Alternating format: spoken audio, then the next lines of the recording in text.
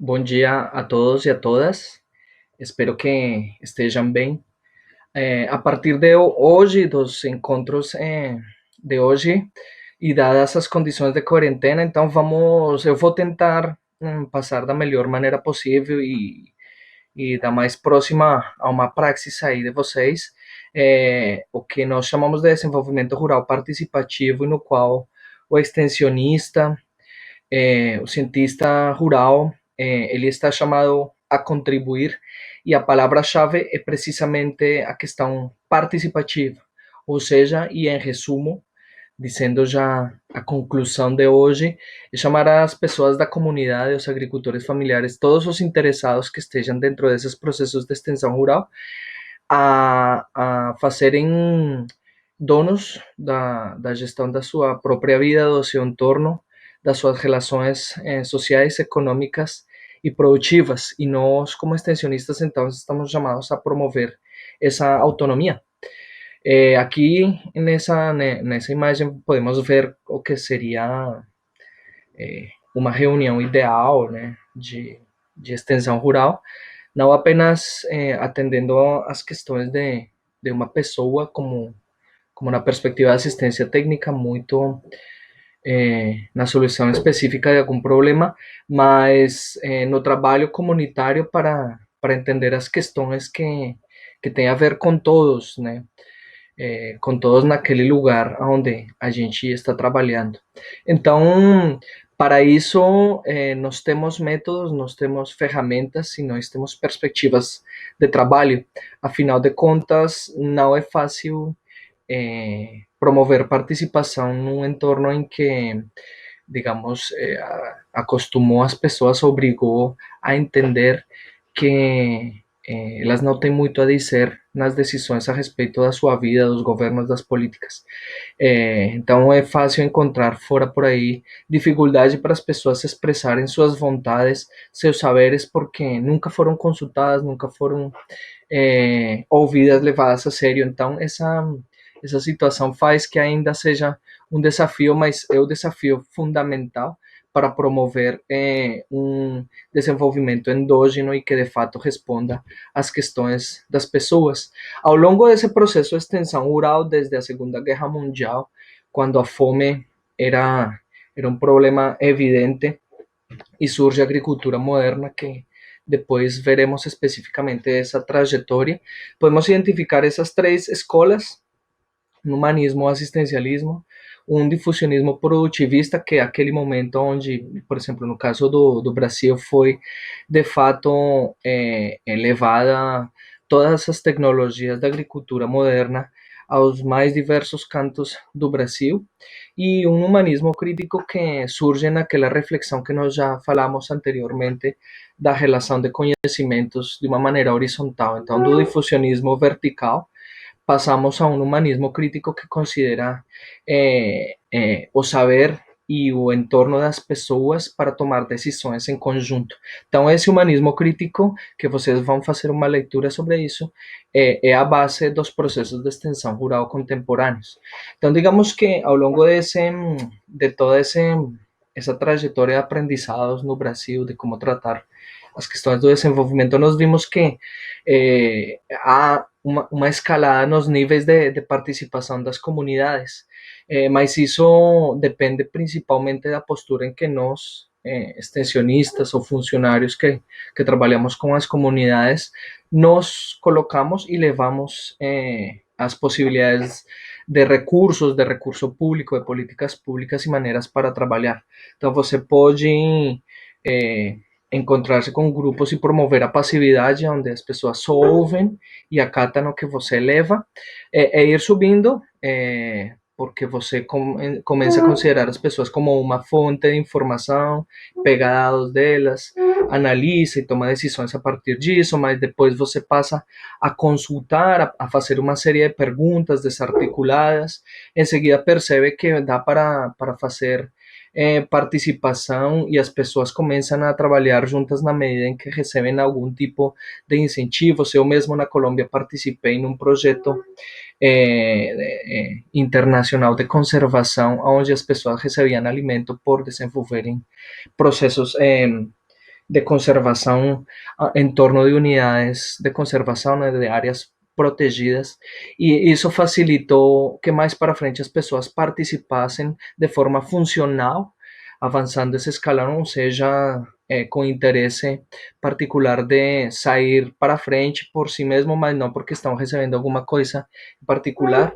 Depois você percebe que os grupos podem ter uma participação de fato interativa, decisória, até que chegam a processos de autodesenvolvimento, né, autogestão, quando você vê que tem regiões onde há sucesso nos processos de organização. Então, nós, como extensionistas, a ideia é promover uma avançada nessa escala de participação, fazer com que as pessoas nos diversos lugares tenham a capacidade de tomar determinação sobre o uso de recursos públicos e sobre as determinações que são tomadas nesses lugares. Uma das ferramentas fundamentais para começar esse tipo de trabalho e um pouco que vamos experimentar de maneira prática e cada um no seu canto, mas em conjunto, é o diagnóstico rural participativo. Isso significa que quando nós chegamos numa comunidade para trabalhar, eh, nos interessa saber como é que eles estão, como faria um médico que atende seu paciente, faz o diagnóstico para poder tomar determinações. Só que esse diagnóstico nós fazemos de maneira participativa. E para isso, esses princípios como respeitar a sabedoria e a cultura do grupo, analisar e entender todo esse conjunto de percepções das pessoas que ali estão, escutar todos da comunidade, mulheres, homens, jovens, velhos, fazer uma visualização. Visualização significa permitir com que as pessoas visualizem suas contribuições. As ferramentas são fundamentais para isso, né? As metodologias e pedagogias que a gente utiliza para que as pessoas visualizem suas próprias análises, incorporem e possam tomar decisões. E uma maneira disso é fazer triangulação. Triangulação é quando a gente, por exemplo, considera o parecer de homens, mulheres, do que faz parte da comunidade, do que é externo à comunidade, e chama olhares disciplinares diferentes, como professor, o agricultor, o gestor, todos esses personagens e atores que fazem parte da comunidade trazem olhares diferentes. Nós podemos utilizar formas diferentes, né? Fazer observações, fazer diagramas, fazer entrevistas e discussões, então triangular entre diversas ferramentas, assim como diversos informantes em diversos lugares e diversos acontecimentos. Então a gente sempre está cruzando elementos da realidade, absorvendo informações disso para poder entender melhor e promover uma tomada de decisão mais acertada pelos próprios atores dos processos de extensão rural. A verdade, então, é que nós devemos considerar elementos de todas as dimensões da nossa vida, seja econômica, tecnológica, produtiva, ambiental, político-institucional e sociocultural. Todos esses elementos fazem parte da vida das pessoas no campo, na cidade, portanto, esse diagnóstico deve trazer elementos para a gente entender o cenário em cada uma dessas dimensões. Agora, como é que a gente faz? Como é que a gente faz um trabalho desses? Nós, em aula, começamos a fazer um tipo de trabalho de discussão quando a gente fez aquele exercício de diagnóstico da turma. Esse tipo de atividades, de metodologias, servem para entender e conhecer a realidade do grupo. Então, nós temos técnicas de dinâmica de grupo, técnicas de visualização, como, por exemplo, criar matrizes, fazer mapas, diagramas, tabelas, que através de perguntas-chave levantem elementos e informações, técnicas de entrevista e comunicação oral, entrevista como aquela que vocês já fizeram da história de vida e muitos outros que veremos mais para frente, e técnicas de observação a campo, como as visitas, as práticas a campo, etc, etc. Então, tem vários tipos de ferramentas. Mas, de forma geral, o importante é ter a lógica de um processo. E ele é espiralado permanente. A ideia é que um processo de extensão rural comece com o diagnóstico junto participativo, a própria comunidade faz uma diagnóstico de si mesma. Eles mesmos, através da nossa facilitação, fazem uma análise dos seus problemas, levantam elementos de planejamento para escrever projetos, escrever planos de ação, né? Com esse, aí atividades que a gente chama de diagnóstico de ajuste para entender se essas propostas estão certas. A gente aplica, é, vê se está tendo efeito, faz monitoramento das ações e ao longo do processo, em algum momento intermediário e lá no final, faz avaliação, né? Acompanhamento se de fato foram atingidos os objetivos e continua. Novamente, volta para um diagnóstico, entender os problemas, fazer uma priorização deles e definir ações, projetos para atender. E assim, o extensionista promove que os grupos nas comunidades consigam manter esse tipo de processos sempre andando e caminhando. Agora, para trabalhar com os grupos é importante fazer perguntas para tomar decisão em relação ao tipo de ferramentas que a gente vai utilizar e o tipo de atividades que nós vamos promover para atender as questões que a comunidade colocou como prioritárias. Então, primeiro, qual é o enfoque da instituição ou do projeto do qual eu sou oriundo? Se eu sou de uma instituição do Estado, do município, federal, se faço parte de uma cooperativa, de uma empresa. Então, isso determina o que fazer, em que tipo de etapa estou, se eu estou trabalhando com um grupo de agricultores que já tem uma caminhada, já estão organizados, já têm uma experiência, ou estou começando, tentando promover um encontro entre as pessoas das comunidades, das vilas, dos municípios, dos assentamentos onde a gente estiver. Quais informações e decisões já estão disponíveis, né? O que o pessoal já fez anteriormente, quais são os aspectos que precisam ser avaliados, né? É, acostuma aparecer o dinheiro como o principal problema, e na verdade não ter dinheiro parece mais uma consequência que um problema em si. Então, é interessante é, conseguir fazer com que os grupos encontrem os problemas raiz, é, porque o dinheiro, a falta de dinheiro, ele sempre vai aparecer em todo contexto. Então, a gente tem que descobrir, de fato, o que nos leva a essa situação para desvendar caminhos possíveis. Qual é o grau de organização e mobilização dessa comunidade? É diferente o tipo de ferramentas para um grupo que já está acostumado a trabalhar em grupo do que um grupo que está começando a participar de um trabalho em conjunto. Então, todo esse tipo de fatores vão determinar e você tem que ser muito criativo e inteligente na hora de fazer as atividades, determinar que metodologia você vai fazer para promover que as pessoas se sintam à vontade de trabalhar e consigam trazer todo o seu conhecimento. Quem são eles? Quais são suas agrupações? Quais são suas características, seus conhecimentos anteriores? A melhor maneira de começar sempre é valorizar a trajetória de cada pessoa, quem é ela, o que ela sabe, sua família, valorizar cada a sua existência é o primeiro melhor passo para você dar poder a essa pessoa e vontade de continuar a contribuir. Por exemplo, todos leem, todos escrevem, esses são fatores importantes para a gente saber como trabalhar, né? Agora tem vários grupos de ferramentas, por exemplo, aquelas que podemos utilizar para fazer o diagnóstico participativo, ou seja, aquela primeira etapa de trabalho com as comunidades ou com os grupos, umas de análise e determinação de soluções viáveis, para a planificação e a gestão de ações, então tem ferramentas para cada uma dessas etapas e para o monitoramento e avaliação. Lá na aba vão ficar disponibilizadas a leitura que eu falei sobre humanismo, e vão ficar disponíveis 2 manuais de extensão rural nessa perspectiva participativa que tem um conjunto de ferramentas para cada um desses momentos que os grupos acostumam estar a campo. Então, por exemplo, Se tivéssemos o caso de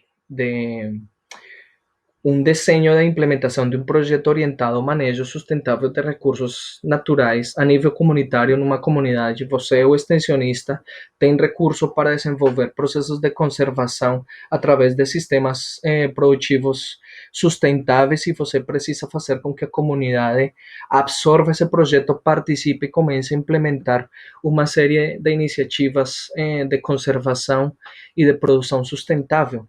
Eh, que tipo, como você poderia imaginar um processo desses, né, se fosse esse o caso? Por exemplo, daria para começar com um mapa social dos recursos naturais para entender o que as pessoas têm em cada uma das suas propriedades, que o que a região tem, quais são as paisagens, quais que são as características biofísicas de toda a região. A gente pode fazer atividades como caminhadas e ao longo dessas caminhadas construir diagramas, né, para que as pessoas compreendam através dos desenhos em papelão, né, tudo aquilo que a gente foi observando. A gente pode fazer um levantamento de, digamos, das espécies vegetais, das espécies medicinais, dos animais silvestres, de todos os recursos naturais que a gente tem, podemos fazer um inventário, né, um levantamento à medida que fazemos uma caminhada, né, e assim mesmo podemos indagar sobre problemas socioambientais.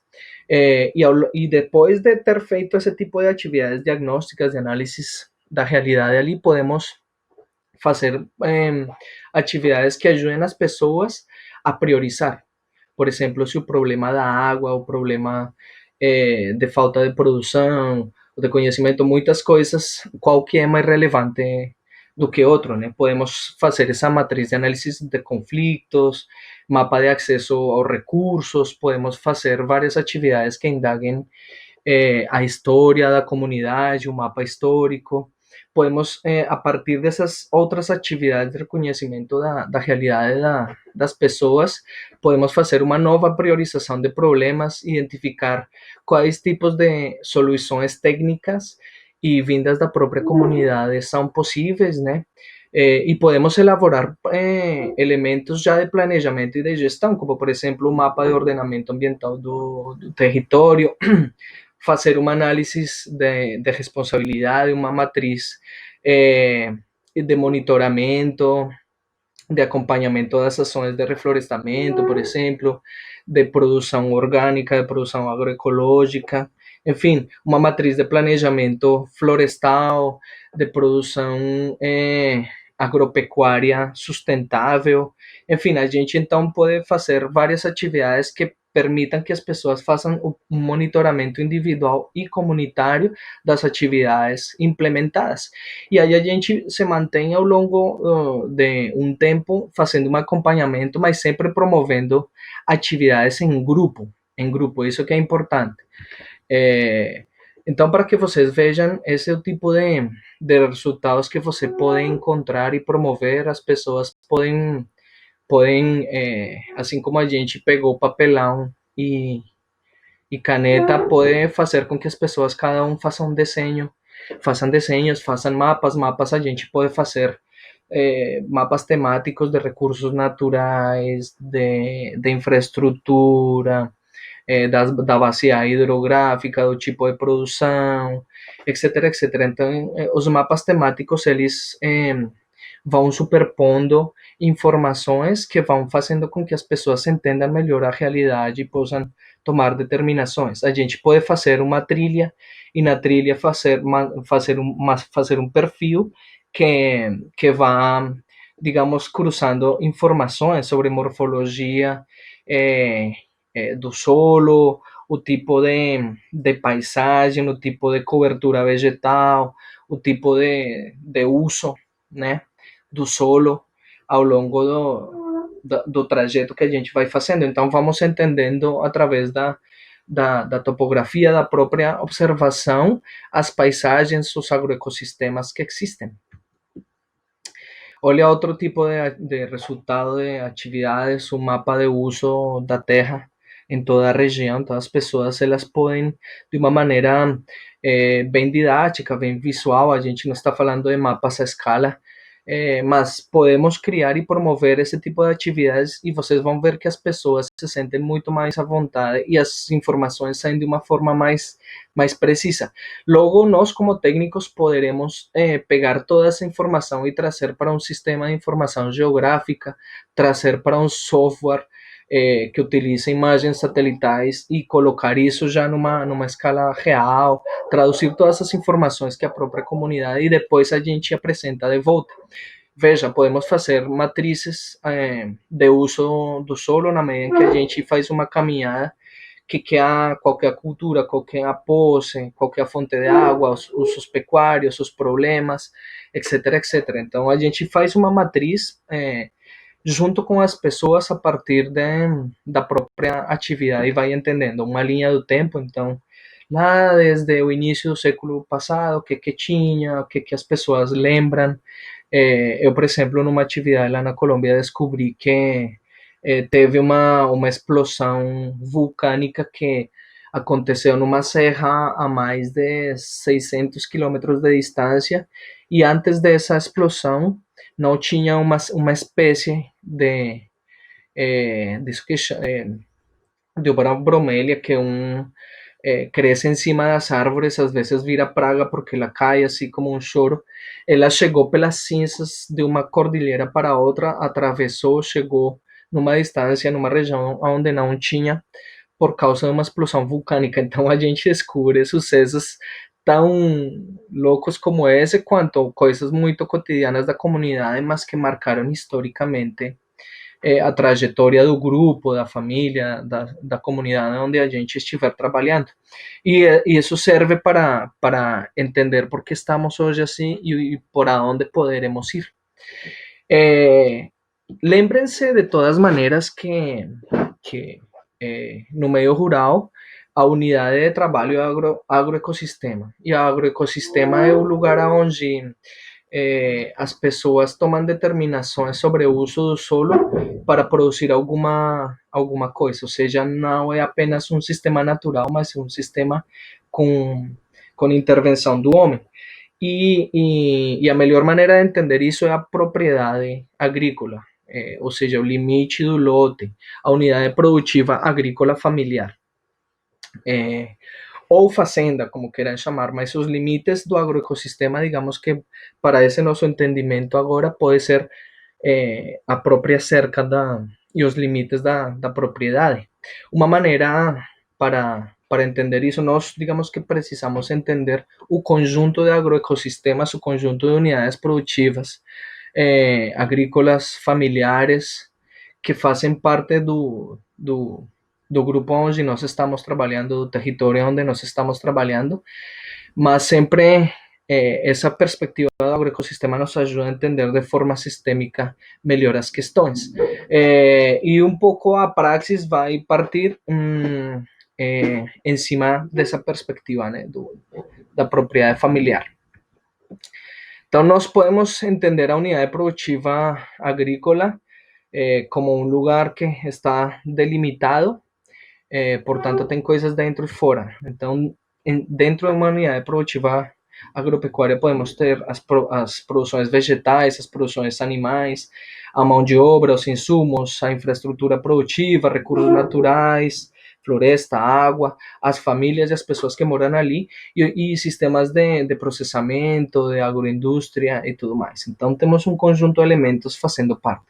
E por fora, né, no ambiente, então temos assistência técnica, mercados, insumos, outras fazendas, outras unidades produtivas familiares, temos as instâncias do governo, as cooperativas, as associações, bancos e outras instituições que têm a ver com a produção no campo, a mão de obra externa, os recursos naturais. Então, a gente pode elencar uma série de elementos que determinam essa dinâmica e reconhecer essas relações todas aí ajudam aos grupos a tomar decisões, tanto para dentro da sua propriedade quanto para o conjunto delas no sentido comunitário, no sentido local, regional e territorial. Nós, por exemplo, neste momento estamos desenvolvendo um projeto de extensão que está focado no agroextrativismo e pega um corredor que eh, vem do sul do estado e sobe até Miranda, mais ou menos no que a gente poderia chamar uma transição entre os biomas Cerrado e Pantanal, e um trabalho que inclui comunidades de agricultores familiares, assentados de reforma agrária, quilombolas, indígenas e comunidades ribeirinhas. Então está sendo muito rico porque o conjunto de interrelações e conhecimentos é muito legal, mas todos em torno do uso dos ecossistemas naturais e o agroextrativismo, ou seja, um certo enriquecimento das florestas e dos sistemas naturais e integração com os agroecossistemas, digamos, com critérios de sustentabilidade. Quem quiser pode participar, está chamado. Mas a verdade é que a gente precisa ter um olho sobre o subsistema biofísico, ou seja, entender o solo, o relevo, como é que funciona a lógica do loteamento, qual que é a capacidade do uso do solo, todos esses conhecimentos técnicos que vocês aprendem eh, para entender um pouco o estado da vegetação nativa, da oferta de recurso hídrico, da biodiversidade, para entender o conjunto de condições agroclimatológicas. Então, a gente tem que ter uma lupa e um conjunto de ferramentas para entender o sistema biofísico, assim como um conjunto de ferramentas e uma lupa para entender as características socioeconômicas e culturais, tanto da família quanto da comunidade. Então, a agenda, relações sociais, as relações de trabalho, quem trabalha, qualquer orientação da comercialização, da produção, se é para comércio, se é para autoconsumo, se é para as duas, qual que é a tenência da terra, se é própria, se é arrendada, se é possível, etc, etc. Quais são as culturas que trazem e significam a maior parte da renda, quais são as produções, as externalidades sociopolíticas, de habitação, etc, etc.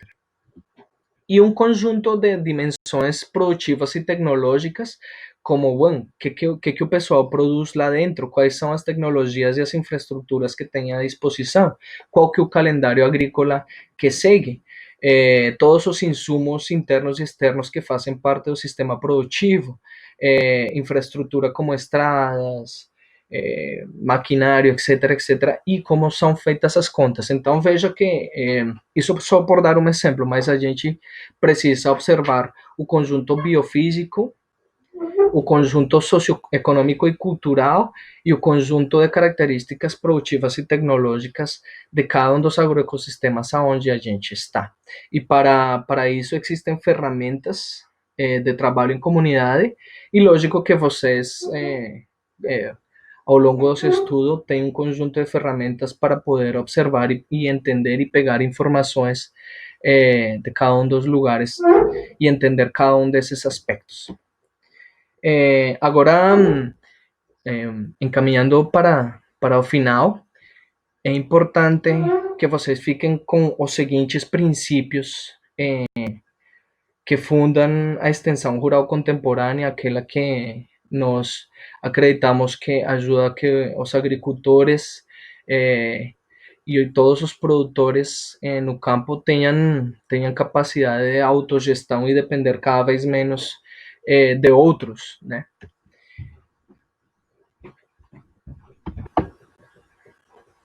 Um desses primeiros aspectos para considerar é o contexto cultural do agricultor. É sempre importante chegar com uma atitude interessada em conhecer e compreender essa realidade, de promover que o agricultor ou o produtor, as pessoas do campo, se sintam à vontade de expressar sua forma de vida, sua compreensão do mundo. A gente tem que estar aberto a entender as fontes de informação dessas pessoas, tem que saber da história do Brasil, da história do lugar, e conhecer através das pessoas essa história do lugar para a gente entender o contexto das pessoas, entender sua realidade, sua cosmovisão, sua vida, né?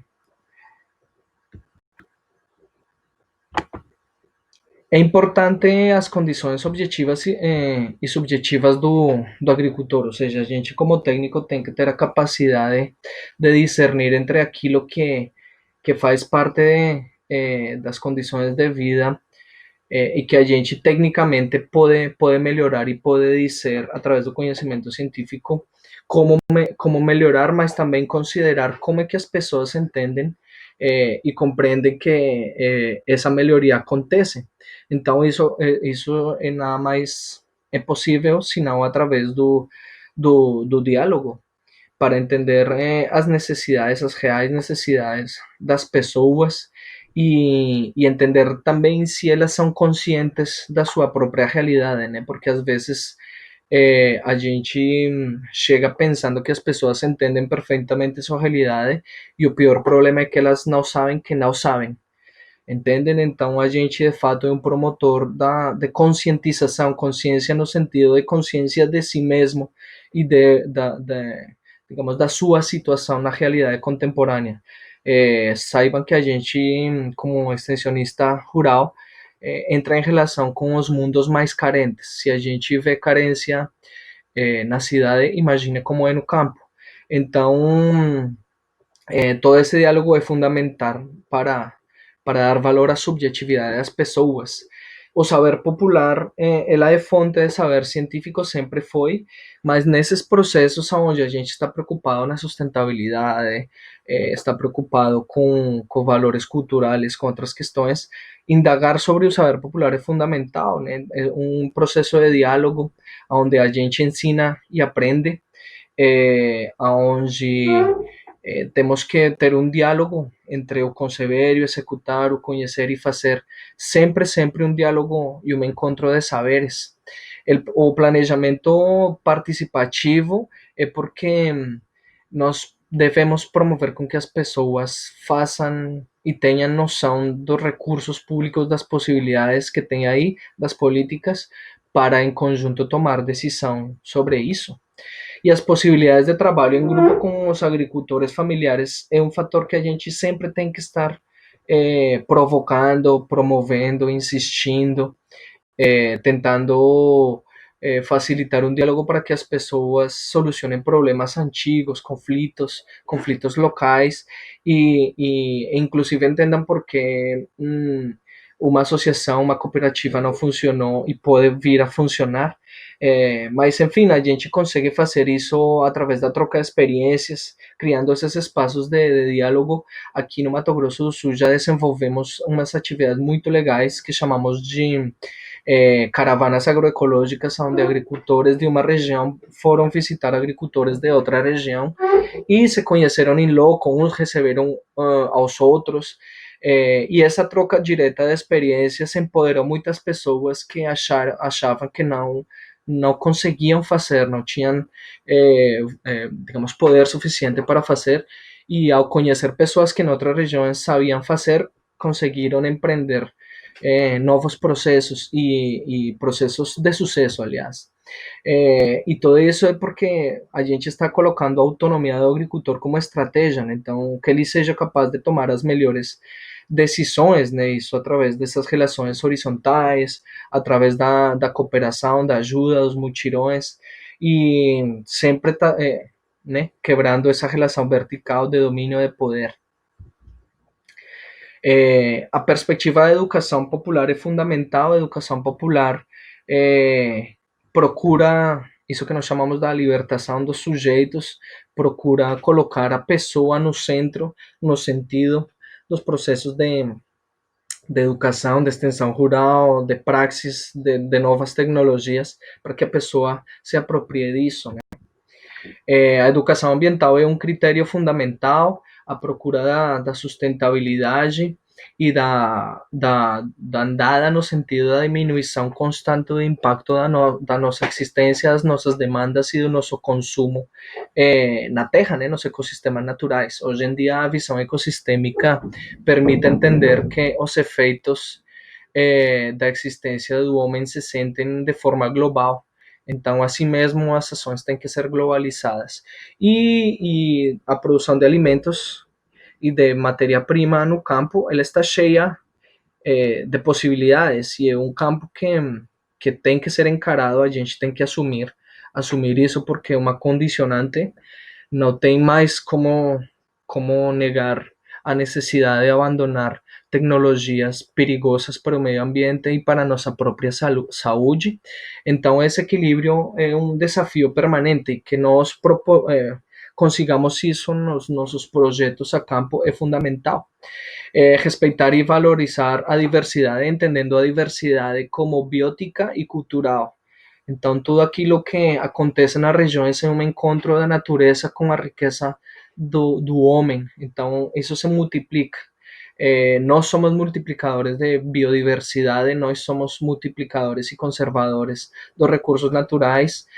As variedades são um exemplo disso. Nós fizemos com que espécies que tinham uma certa característica explodissem em diversidade, o milho, as mandiocas, a gente sabe dessa história, então a diversidade ela existe dentro da natureza e dentro da sociedade humana.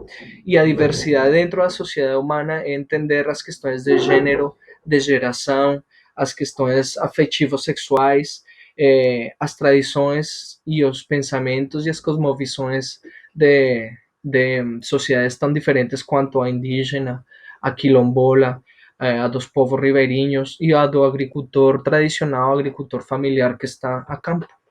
A promoção da inclusão social, né? Isso é porque a gente procura uma sociedade igualitária onde jovens, velhos, homens, mulheres tenham voz, né? Os direitos humanos e sociais, então todo tipo de processo a gente tem que parar para, às vezes a gente percebe que na comunidade falar sobre violência, falar sobre direitos, falar sobre como fazer contas, falar sobre os direitos básicos das pessoas, como as pessoas conseguem fazer uma denúncia, pedir informação pública, fazer um BO, às vezes como entender só o movimento da sociedade já é necessário e como as pessoas conseguem defender seus próprios direitos e exercer sua cidadania. Então, isso também é importante a gente às vezes pensa que é apenas uma questão técnica, nossa contribuição a campo e é muito mais. Então, ao longo de todos esses processos que a gente promover a participação política e que as pessoas se apropriem dos espaços democráticos que existem para isso. Então, fazer com que os grupos tomem determinações de mobilização social, de procura, de formação política e de controle social das políticas públicas em cada um dos lugares onde elas estão. Então, pessoal, essa que é a reflexão de hoje. O desafio agora é tentar fazer uma praxis onde vocês compreendam isso da melhor maneira. Então, para isso, vou promover a seguinte tarefa, que é um diagnóstico e caracterização domiciliar do grupo. Então, é um trabalho que vamos fazer numa fase primeira, individualmente, ou seja, cada um vai fazer uma caracterização do seu lugar de habitação. Isso vocês vão fazer através de um instrumento que eu vou dar para vocês. E no final, a tarefa consiste em que individualmente vamos pegar as informações de todo mundo e cada um vai fazer um relatório analisando esse conjunto de informações para entender e fazer uma descrição do grupo. E tudo isso será feito a partir de um modelo que eu vou disponibilizar. Esse relatório individual deverá ser produzido nas próximas semanas. Vocês entrem na AVA e aí obterão todas as informações. Mas como adendum dessa apresentação, tem um vídeo e uma leitura que é uma outra tarefa que eu quero que vocês façam. Assistam o vídeo. Eu convidei a doutora Francimar Pérez para fazer um pequeno depoimento do que é ser uma extensionista no Mato Grosso do Sul, na Graer.